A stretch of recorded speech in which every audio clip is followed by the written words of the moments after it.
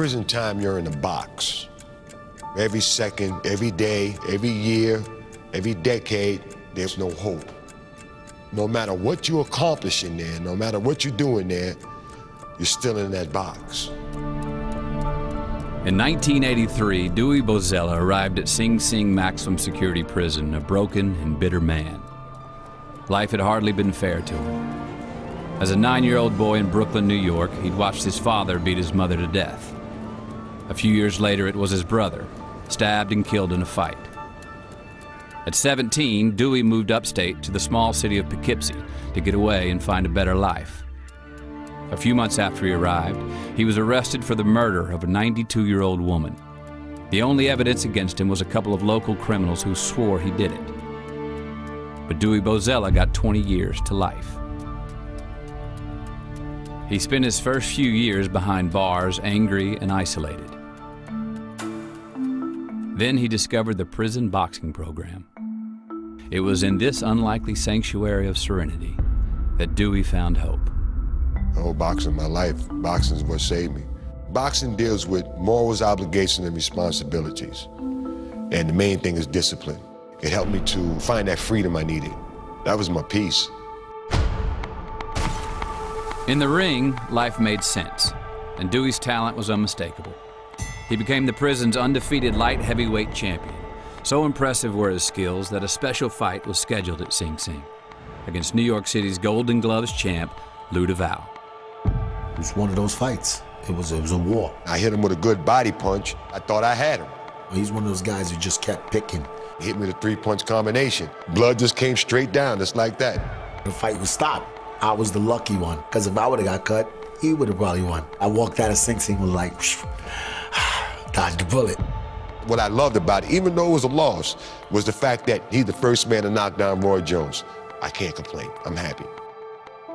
Win or lose, Dewey had found his salvation in boxing, and boxing had given him the strength to embark on a much bigger fight.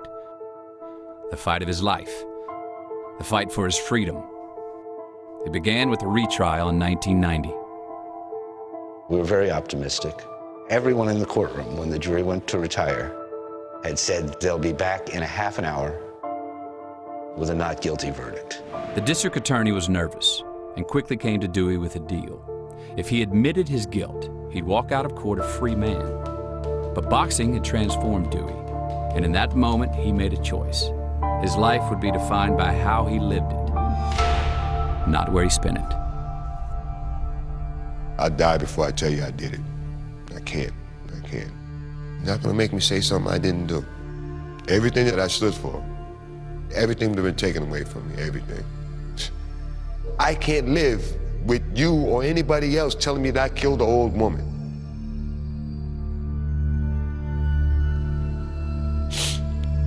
So what do I do? What do I do as a man, you know? For Dewey, his integrity is the most important thing, and I don't think Dewey would have been able to look himself in the mirror if he had confessed to something he hadn't done. That choice would cost him. When somehow, with even less evidence than the first trial, Dewey was convicted again and sent back to prison. But in Sing Sing, the fighter was defiant. To Dewey Bozella, it was simple. The only thing to do after a knockdown was to get back up. Dewey would write to me, can we do this? Can we do that? Dewey always felt that he would get out. My faith was based on having it inside me that I'm getting out. He wrote Jet, Ebony, 60 Minutes. Dewey never gave up. Dewey Bozella had walked into prison all but forgotten by the world. But inside, he had made a choice to better it. He spent his days in the gym training his body and his nights in the classroom training his mind, earning bachelor's and master's degrees. He also married his girlfriend, Trina, all in an effort to leave the past behind. But life behind bars could make that very difficult. Never more so than the day Dewey went to the prison chapel and came face to face with the man who'd murdered his brother. First thing I did was look him in the eyes and I asked him the question. I said, why'd you murder my brother? His words were to me.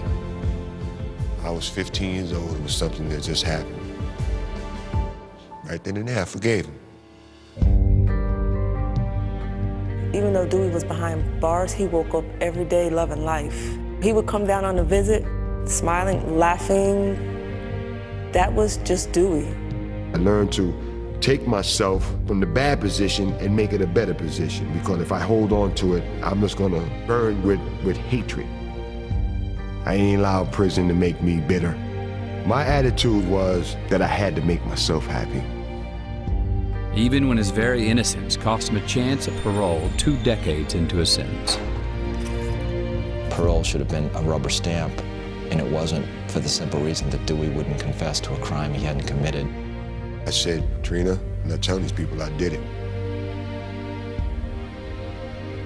If I have to die in prison, that's just the way it is. And he meant that. And that was very hard for me, because I don't want to hear that. I said, Dewey, you're not coming out of here on parole. You're going to walk out the door a free man. With Trina at his side, Dewey's determination to clear his name only got stronger. For years, he'd been writing the Innocence Project, an organization that uses DNA evidence to help the wrongly convicted. In 2003, after 20 years in prison, his persistence only grew. He wrote the same exact letter every week. I have been writing this firm since 2001, and no one had answered my letters. So here I am writing again, asking for your help. I have for the past 26 years been fighting to prove my innocence. Finally, 5 years after his first letter, the Innocence Project took Dewey's case. And immediately the lawyers were shocked at the injustice they discovered surrounding his 2 convictions. But disbelief turned to despair when they learned that all the physical evidence from the case had been destroyed by police. With no DNA to work with, the Innocence Project could not continue. My heart just sunk. I knew he was innocent.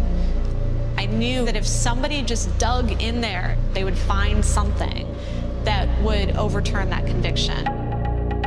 The Innocence Project referred the case to a powerful law firm in New York City, where a pair of young lawyers were willing to dig in the first criminal case of their careers. We were facing incredibly long odds. We had lost files, we had dead witnesses. He needed a miracle, and we needed a miracle to find something to prove that he was innocent of this 30-year-old murder. What I did was let them see through me there's hope. Never give up attitude. Dewey's attitude was contagious, and the lawyers started from scratch, re-examining every detail, reconsidering every clue. And though there was nothing leading them to believe that a meeting with this man, the lead detective in the murder, would help Dewey, they met with him anyway. To their astonishment, Arthur Regula handed over a copy he'd kept of the 30-year-old case file, the only file he had taken home with him when he retired. He asked me why I kept the case file, and I told him I figured someday someone would come knocking on my door. There were certain things in the case that made me have doubts whether Dewey Bozella was actually involved. Just could never throw it away. This was big, this was important. This is the connection that we're looking for. This is finally something that can get him out. And so all of a sudden, we had evidence showing that the people's witnesses were lying, that another suspect actually had confessed to the crime, and the prosecution had hid both pieces of information from Dewey for 30 years. For more than 3 decades, Dewey had been labeled a murderer, kept behind bars for a crime he did not commit. All the while, he'd maintained his innocence. And now, the new evidence uncovered offered hope that the scales of justice might finally weigh in his favor. On a rainy day in October 2009, Dewey was brought to the same Poughkeepsie courtroom where he'd been convicted twice before. Until I hear it, then that's when I believe it. We've been through it all. The journey has to come to an end. It's our position that the matter must be dismissed in the interest of justice, and the people so move to dismiss the indictment. Mr. Bozella is ordered to be released immediately. I'm coming home. Tell the world I'm coming home. Let the rain wash away all the pain of yesterday. I said, it's finally over. It's finally over. In my heart, what I was saying is, you're my husband, and you go home with me today. After all the years, all the way to the age of 51, I finally got my name cleared.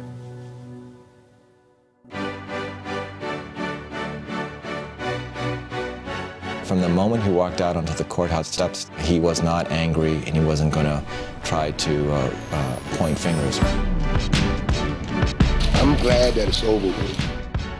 Whatever the prosecution and the police did, I'm gonna let it go because I gotta move on with my life. If I worry about what they did, I'm never gonna get anywhere where I need to go.